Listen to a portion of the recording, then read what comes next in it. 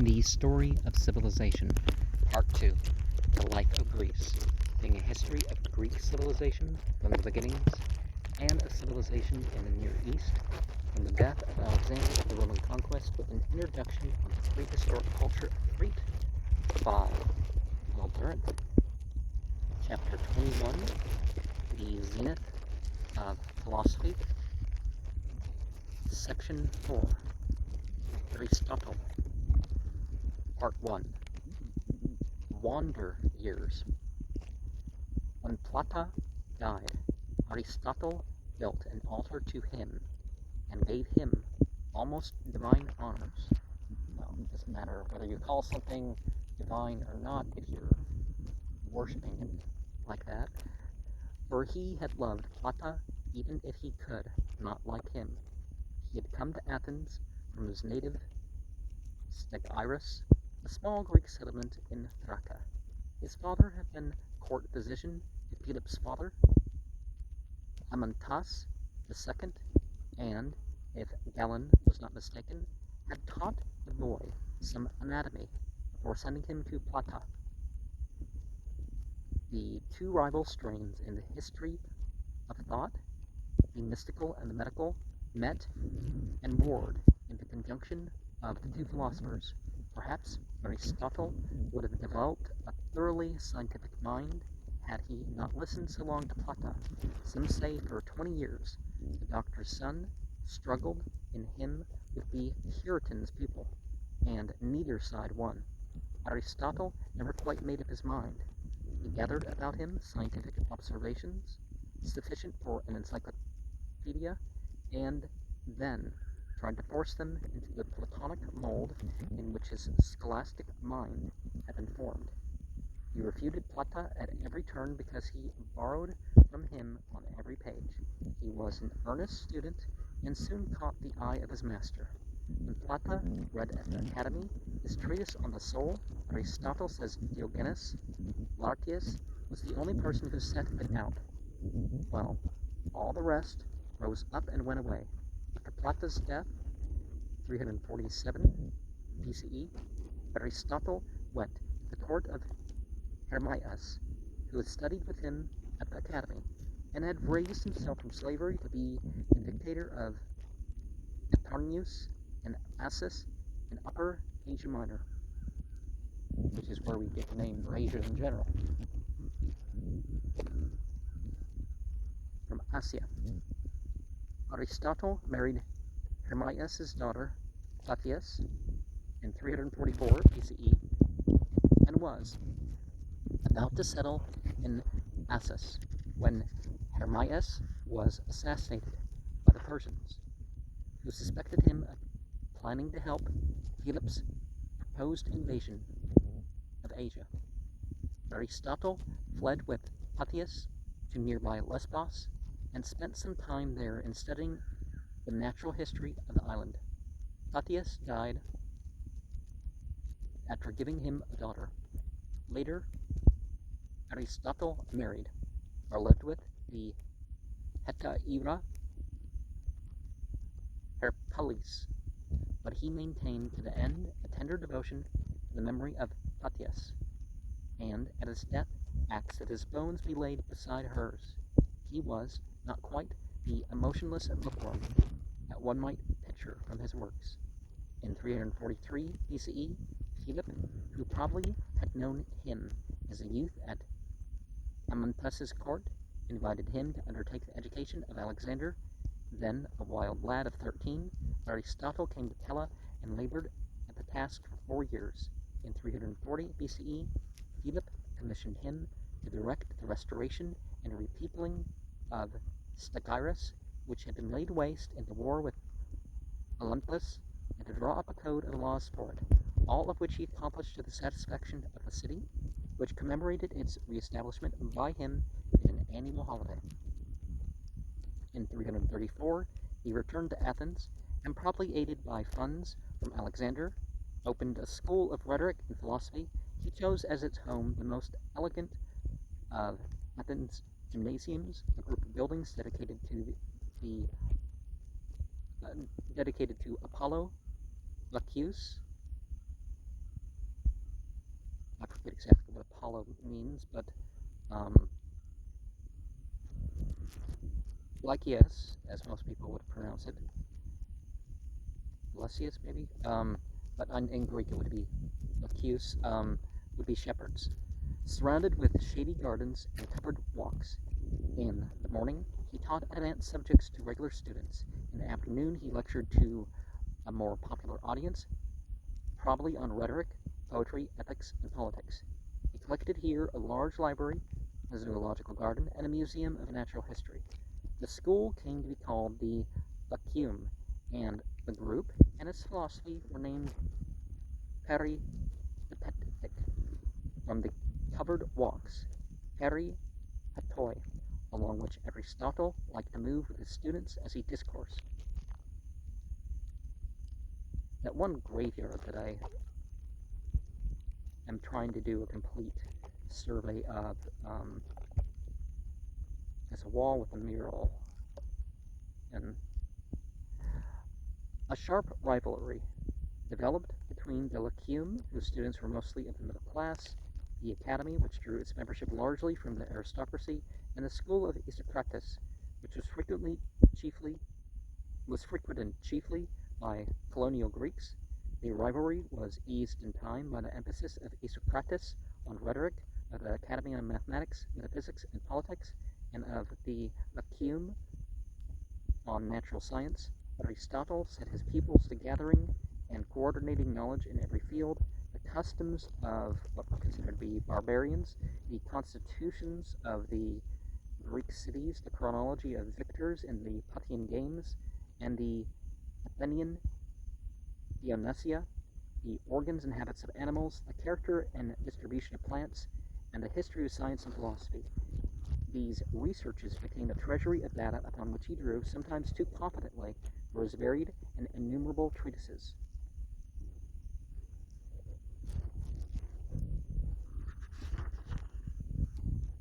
For a layman, he wrote some 27 popular dialogues, which Cicero and Quintilian considered equal to Plato's. Yet it was chiefly by these he was known in antiquity. These dialogues were among the casualties of the barbarian conquest of Rome. What remains to us is a mass of technical, highly abstract, and inimitably dull works, rarely referred to by ancient scholars, and apparently composed in the last 12 years of his life, of notes made for his lectures by himself or from his lectures by his pupils. These technical compendiums were not known outside of the Lyceum until they were published by Andronicus of Rhodes in the 1st century BCE. 40 of them survive, but Diogenes Laertius mentions 360 more, probably brief monographs. In these ashes of scholarship, we must seek the once living thought that in latter ages won for Aristotle the title of the philosopher. We must approach him expecting no brilliance like Plato's, and no wit like Diogenes, but only a rich argosy of knowledge, and of such conservative wisdom as befits the friend and pensioner of kings. The most important of the extant trees may be arranged under 6 heads: logic, categories, interpretations, prior analytics, posterior analytics, topics, sophist, reasonings, and then we have science, natural science, physics, mechanics on the heavens, meteorology, biology, history of animals, parts of animals, movements of animals, locomotion of animals, reproduction of animals, 3 of 2, physiology on the soul, essays on nature, psychology, yeah. One of the reasons why Scientology was developed, for example, was because the soul was excluded from what were the accepted theories. That and his hot reading machine, the e-meter thing, as part of counseling, that idea was rejected. Although, you gotta admit, it does have its merits. But anyways, then you have the third of the 6 categories, metaphysics. The 4th, aesthetics, being rhetoric or poetry. The 5th, ethics, being Nicomachean ethics and Eudemian ethics, and sixth being politics in general, and then the Constitution.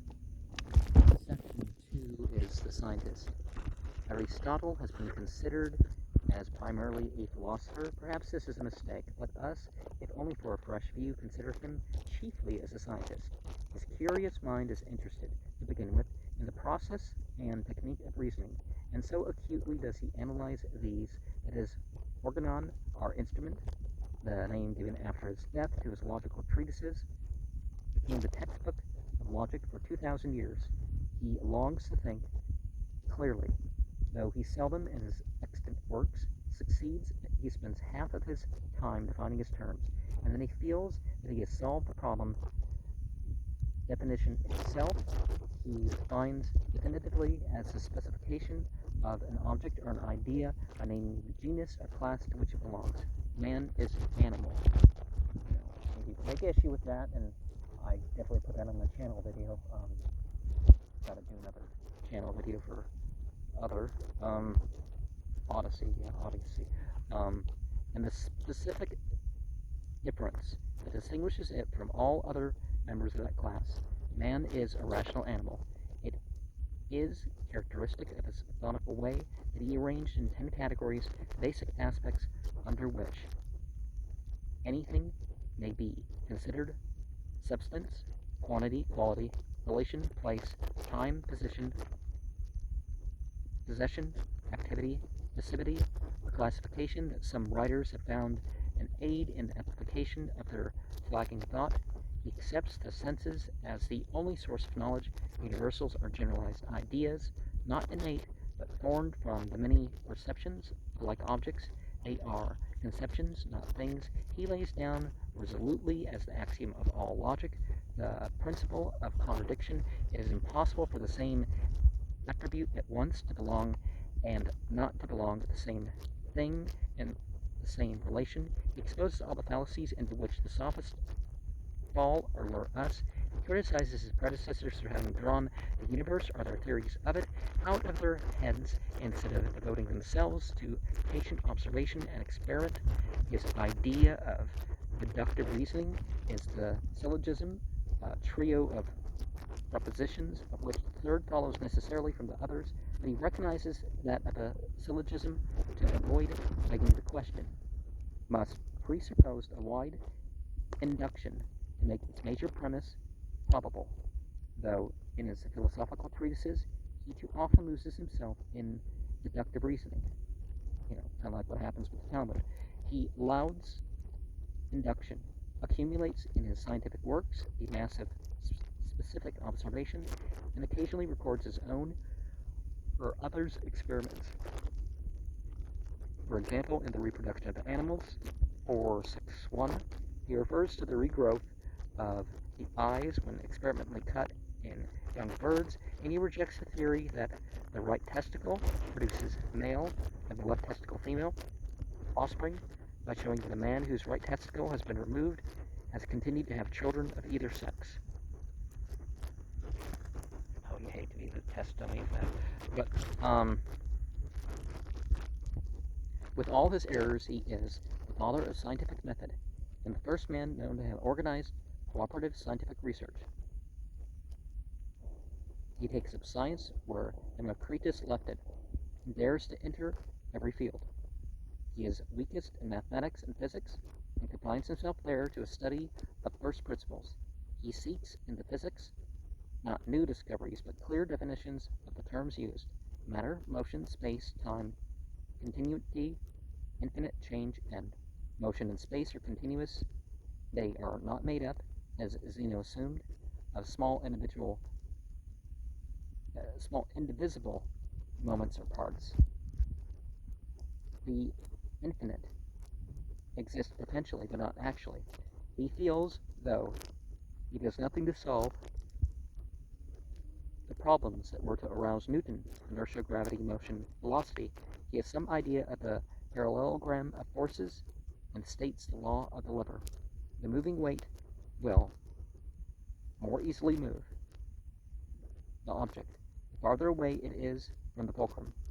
He argues that the heavenly bodies Certainly the Earth are spherical, for only a spherical Earth could explain the shape of the Moon. When it is eclipsed by the intervention of the Earth between it and the Sun, he has an admirable sense of geological time. Periodically, but imperceptibly, he tells us the sea is replaced by land and land by the sea. Countless nations and civilizations have appeared and disappeared, whether through swift catastrophe or slow time. Probably every art and philosophy has been repeatedly developed to the utmost and has perished again. Heat is the chiefest agent of geological and meteorological changes. He hazards explanation of clouds, fog, dew, frost, rain, snow, hail, wind, thunder, lightning, the rainbow, and meteors. His theories are often bizarre, but the epical importance of the little treatise on meteorology is that it involves no supernatural agencies, but seeks to account for the apparent whims of the weather through natural causes, operating in certain sequences and regularities. Natural science could go no further until invention gave it instruments of greater scope and precision in observation and measurement. It is in biology that Aristotle is most at home, observes most widely and abundantly, and makes the most mistakes. The consolidation of previous discoveries in the final establishment of this vital science is his supreme achievement. With the help of his pupils, he gathered data on the fauna and flora of the Apian countries and brought together the first scientific collections of animals and plants. If we may follow Pliny, Alexander gave orders to his hunters, gamekeepers, fishermen, and others to supply Aristotle with whatever species and information he might request. The philosopher apologizes for his interest in lowly things. In all natural objects there lies some marvel, and if anyone despises the contemplation of the lower animals, he must despise himself. Well, your response to everything goes through yourself, right? So that theory of psychology that definitely Carol Pope Runyon in this Magic of Solomon kind of points out. It's like you can curse and all that stuff, but it's going through you first. He classifies the animal kingdom into Anaima and Anaima, blooded and bloodless, approximately corresponding to our vertebrates and invertebrates.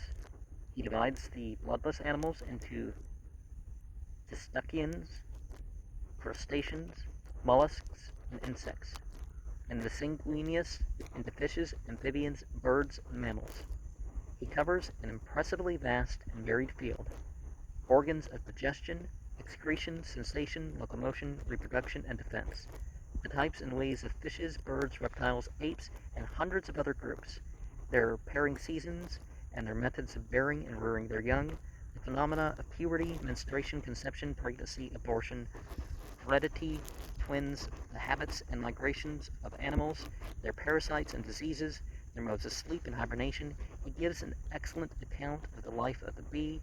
He is full of queer incidental observations that the blood of oxen coagulates more rapidly than that of most other animals, that some male animals, especially the goat, have been known to give milk, that in both sexes the horse is the most salacious of animals after man.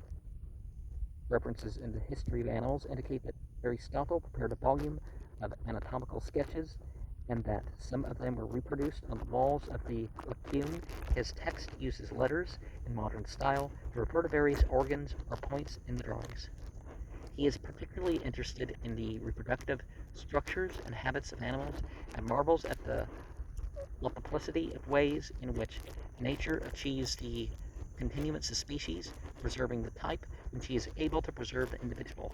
In this field of work remained unequal until the last century. The life of animals moves about two hockey, eating and procreation. The female has an organ which must be regarded as an ovary, for it contains that which at first is undifferentiated egg, and that which becomes by differentiation many eggs. Aristotle failed to distinguish between ovaries and uterus, but his description was not materially bettered before the work of Stenson in 1669. Well, as far as the pure scientific field, um, but certainly some mythological regions already address these things in accurate terms. The female element contributes to the embryo material and food. The male element contributes energy and movement. The female is the passive element. The male is the activating agent. Aristotle rejects the opinions of Empedocles and Democritus. The sex of the embryo is determined by the temperature of the womb, or by the preponderance of one reproductive element over the other, and then reformulates the theories as his own. Wherever the formative male principle fails to gain the upper hand, and from the different warmth fails to properly to cook the material and so fashion it into his own shape, then will this material pass over into the female.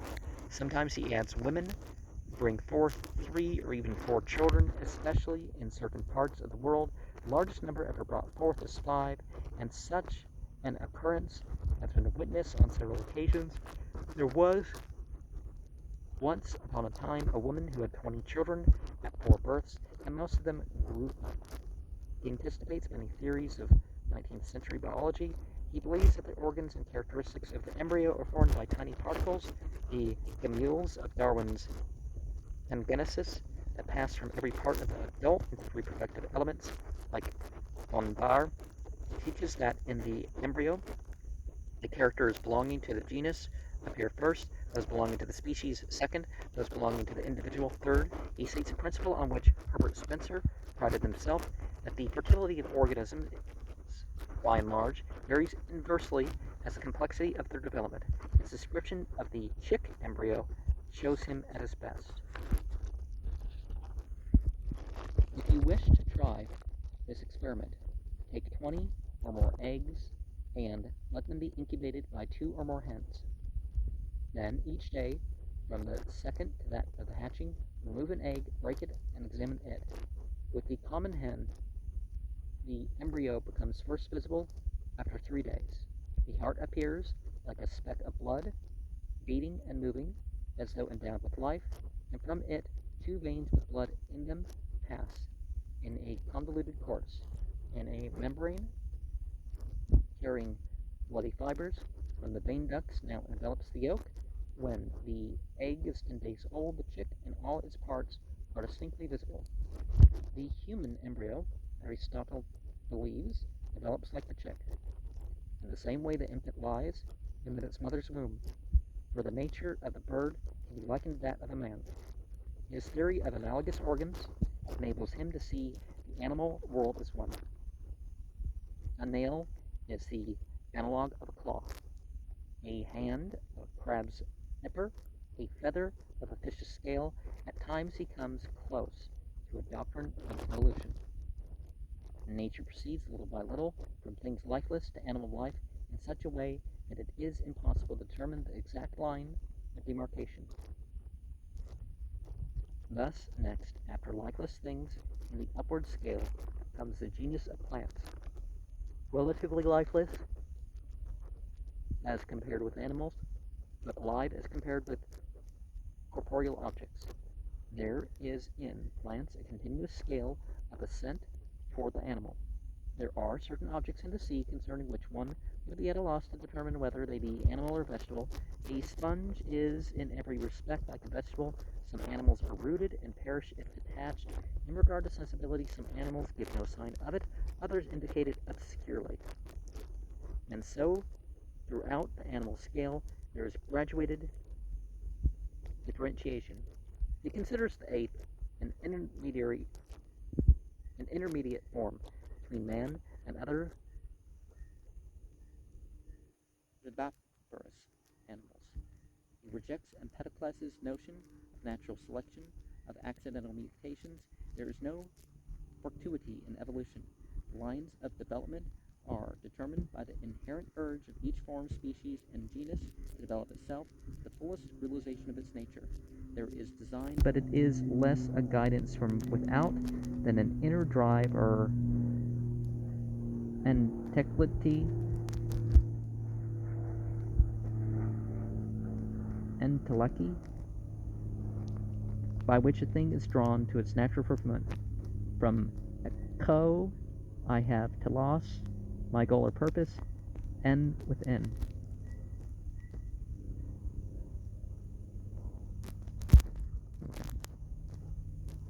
Intermingled with these brilliant suggestions, there are, as might be expected from the hindsight of 23 centuries, errors so numerous and some so gross that we are warranted in suspecting that the zoological works of Aristotle have suffered some admixture of his own notes with those of his students. The history of animals is a mine of mistakes. We learned that mice die. We learned there that mice die if they drink in summer, that elephants suffer from only two diseases, cataract and flatulence, that all animals but man develop rabies when bitten by a mad dog, that eels are generated spontaneously, that only men have palpitation of the heart, that the yolk of several eggs shaken together collects into the middle, that eggs float in strong brine. Aristotle knows the internal organs of the animals better than those of men, for neither he nor Hippocrates seems to have overridden religious taboos and practiced human dissection. He thinks that man has only 8 ribs, that women have fewer teeth than men, that the heart lies higher than the lungs, and that the heart, and not the brain, is a seat of sensation. He was misled by the insensitivity of cerebral tissue to direct stimulus. That the function of the brain is literally to cool the blood. Finally, he or some ponderous proxy carries the theory of design to depths that make the judicious smile.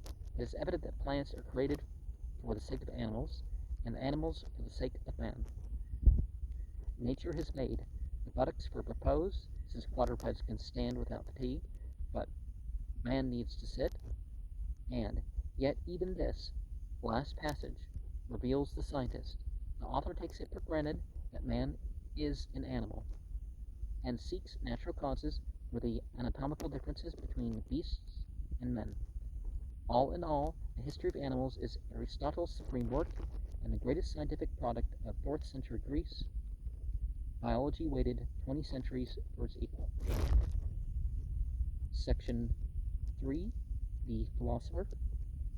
Whether through a sincere piety or through a cautious respect for the opinions of mankind, Aristotle becomes less of a scientist and more of a metaphysician as he turns to the study of man. He defines the soul, psyche, or vital principle, as the primary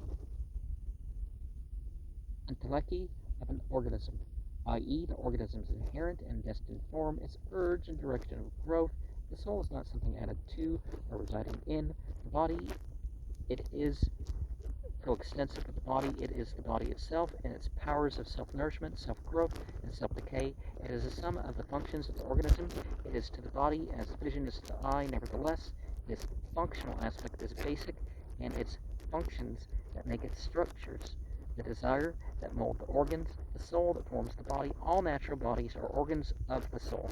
The soul, for Aristotle, adds a startling idealistic aside, is in a certain way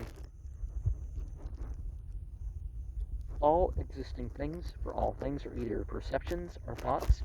Having bowed to Berkeley, Aristotle also bows to Hume. Mind is one and continuous in the sense in which the process of thinking is so, and thinking is identical with the thoughts which are its parts. And of course, we're using a metaphor here because he was after, those were after Aristotle. The soul has 3 grades: nutritive, sensitive, and rational. Plants share with animals and men the nutritive soul, the capacity for self-nourishment and internal growth. Animals and plants have in addition the sensitive soul, the capacity for sensation.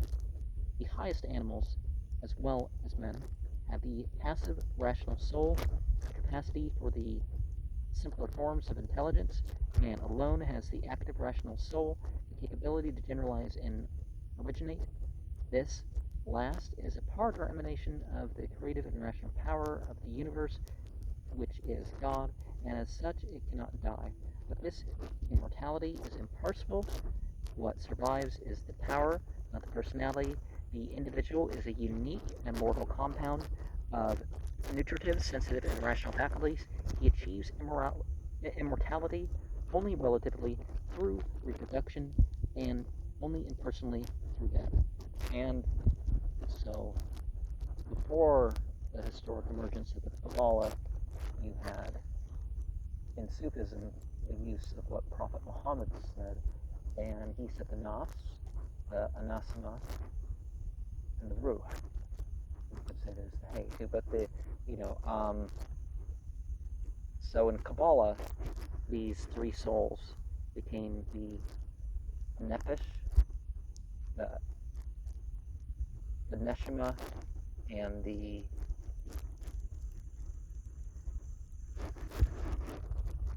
root. I mean, those words existed before, but the organization.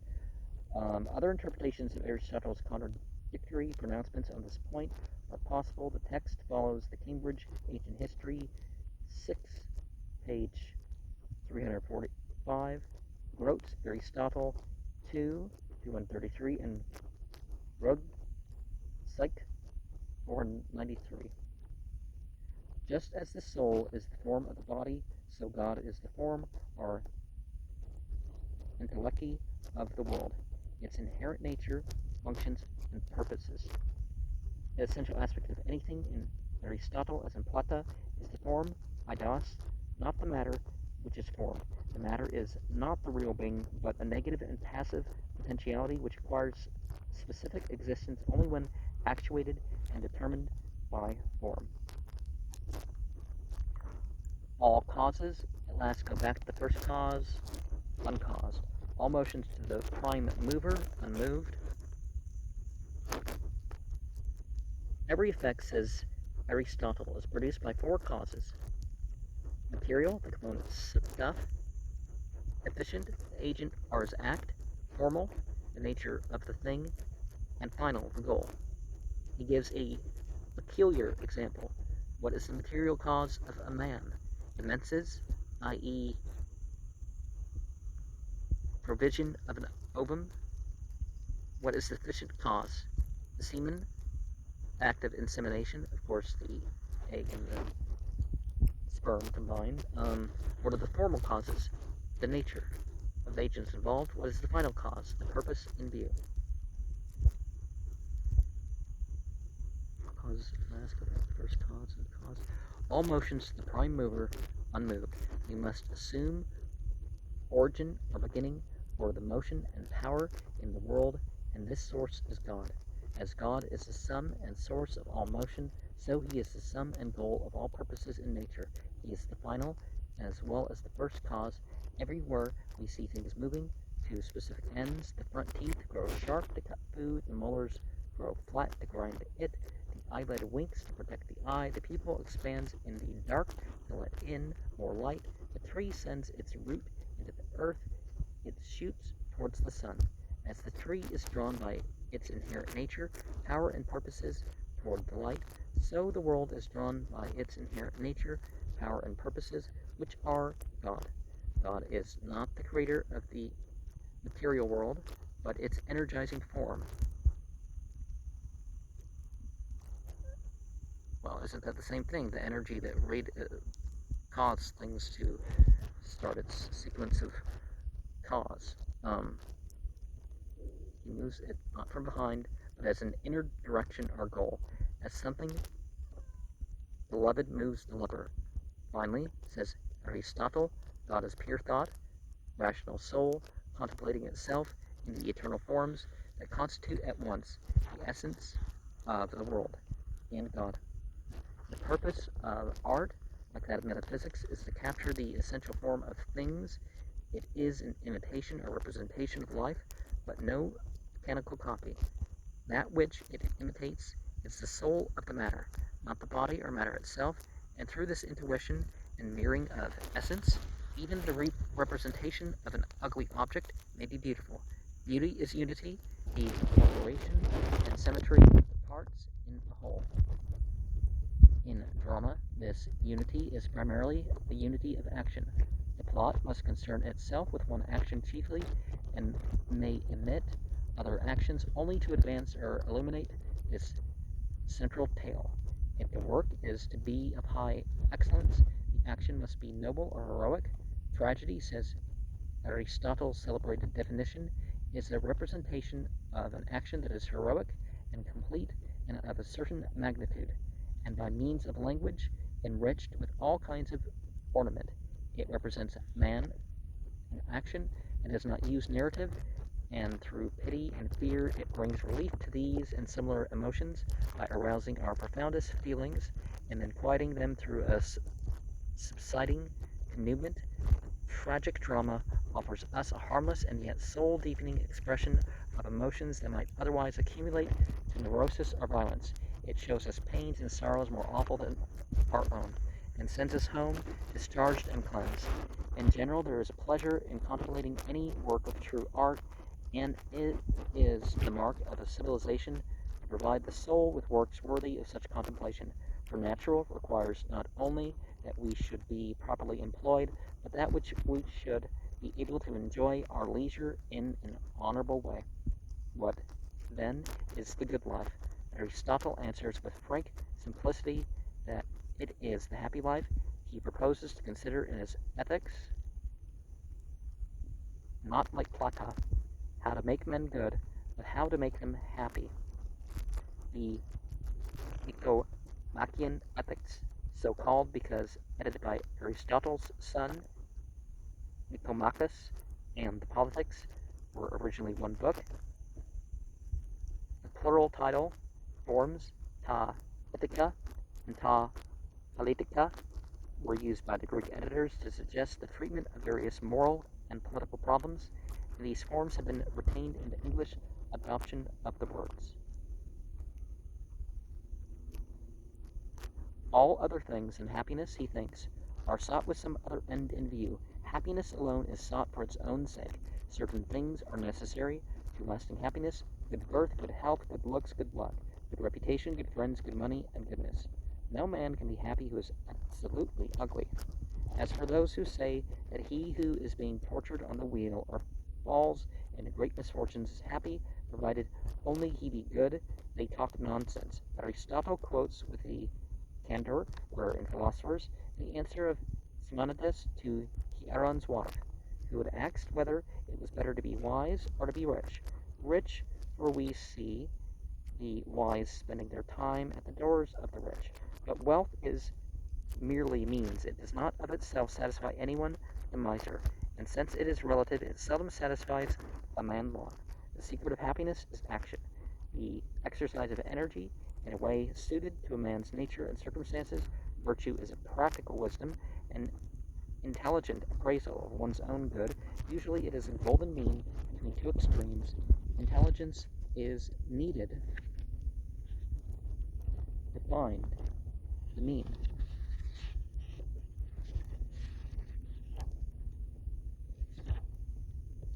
And self-control and prapaya, inner strength, to practice it. He who is angry at what and with whom he ought, says a typically Aristotelian sentence, and further in right manner and time, and for a proper length of time is praised. Virtue is not an act, but a habit of doing the right thing. At first it has to be enforced by discipline, since the young cannot judge wisely in these matters. In time, that which was the result of compulsion becomes a habit, a second nature, and almost as pleasant as desire. Aristotle concludes quite contrary to his initial placing of happiness in action, that the best life is the life of thought. For thought is the mark or special excellence of man, and the proper work of man is a working of the soul in accordance with reason. The most fortunate of men is he who combines a measure of prosperity with scholarship, research, or contemplation. Such a man comes closest to the life of what are considered to be gods. Those who wish for an independent pleasure should seek it in philosophy, for all other pleasures need the assistance of men. Section 4. The Statesman. As ethics is the science of individual happiness, so politics is the science of collective happiness. The function of the state is to organize a society for the greatest happiness of the greatest number. A state is a collective body of citizens sufficient in themselves for all purposes of life. It is a natural product, for man is by nature a political animal, i.e., his instincts lead him to association. The state is by nature prior to the family and the individual. Man, as we know him, is born into an already organized society which molds him in its image. Having collected and studied with his students 158 Greek constitutions, only one of these studies survives, the Thanation Politeia, found in 1891 of the Common Era. It is an admirable constitutional history of Athens. Aristotle divided them into three types: monarchy, aristocracy, and democracy. Government, respectively by power, by birth, and by excellence. Any one of these forms may be good according to time, place, and circumstance. Though one form of government may be better than others, reads a sentence with which every American should memorize, yet there is no reason to prevent another from being preferable to it under particular conditions. Each form of government is good when the ruling power seeks the good of all rather than its own profit. In the contrary case, each is bad. Each type, therefore, has a degenerate analog with which it becomes government for the governors instead of for the governed. Then monarchy lapses into despotism, aristocracy into oligarchy, democracy into democracy, in the sense of rule by the common man. What is it? Is it Osho that says, by the people, for the people, and of the people? Which is an exaggeration of how this government is, by the way, but the people are retarded. Yeah, I'm probably gonna remember that little clip forever, right? Or at least as long as I can use it in conversation. When the single ruler is good and able, monarchy is the best form of government. When he is selfish, as an autocrat, we have tyranny, which is the worst form of government. An aristocratic government may be beneficial for a time, but aristocracies tend to deteriorate. Noble character is now seldom found among those of noble birth, most of whom are good for nothing. Remember, the whole chivalry is dead here. Chivalry is that upper middle class or lower upper class sort of, but they had a service. There was a service nobility. It's not about just men having manners. There's more to it than that. Highly gifted families often degenerate into maniacs, as for example the descendants of Alcibiades and the elder Dionysius. Those that are stable often degenerate into fools and dullards, like the descendants of Cimon, Pericles, and Socrates. When aristocracy decays, it is usually replaced by a plutocratic oligarchy, which is governed by wealth. This is better than the despotism of a king or mob. Again, it depends on what principles of the ruled and the rulers. But it gives power to men whose souls have been cramped by the petty calculations of trade, or the villainous taking of interest to issues as not in the conscienceless exploitation of the poor. Democracy, which here means governed by the demos, by the common citizen, is just as dangerous as oligarchy, for it is based upon the passing victory of the poor over the rich in the struggle for power and leads to a suicidal chaos. Democracy is at its best when it is dominated by peasant proprietors. It is at its worst when ruled by the urban rabble of mechanics and tradesmen. It is trade that the multitude judge of many things better than any one person, and that from their numbers they are less liable to corruption as water is from its quantity. But government requires special ability and knowledge, and it is impossible for one who lives the life of a mechanic or hired servant to acquire excellence, i.e., good character, training, judgment. All men are created unequal. equality is just, but only between equals, and the upper classes will as readily make seditions if an unnatural equality is enforced, as the lower classes will rebel when inequality is unnaturally extreme. Even slavery is legitimate. Aristotle thinks, as it is right, that the mind should rule the body, so it is just that those who excel in intelligence should rule those who excel only in strength. And that's not really why slavery existed. If anything, there was more strength in the group that picked them, and then they trained people to be strong, whatever. But slavery shouldn't be just this struggle of the fittest or something, right? When democracy is dominated by the lower classes, the rich are taxed to provide funds for the poor receive it, and again want the same supply, while giving it is like pouring water into a sieve, and yet a wise conservative will not let people starve. A true patriot in a democracy ought to take care that the majority are not too poor. He should endeavor that they may enjoy perpetual plenty, and as this is also advantageous to the rich, what can be saved out of the public money should be divided among the poor in such a quantity as may enable each of them to buy a little field. And having thus given back almost as much as he took away, Aristotle offers some modest recommendations, not for a utopia, but of a moderately better society. We proceed to inquire what form of government and manner of life is best for communities in general, not adapting it to that superior virtue which is above the reach of common people, or that education which is only every advantage of nature and fortune can furnish, nor to those imaginary plans which may be formed at pleasure, but to that mode of life which the greater part of mankind can attain to, and that government which most cities may establish. Whoever would establish a government upon community of goods ought to consult the experience of many years, which would be plainly enough to inform him whether such a scheme is useful, for almost all things have already been found out.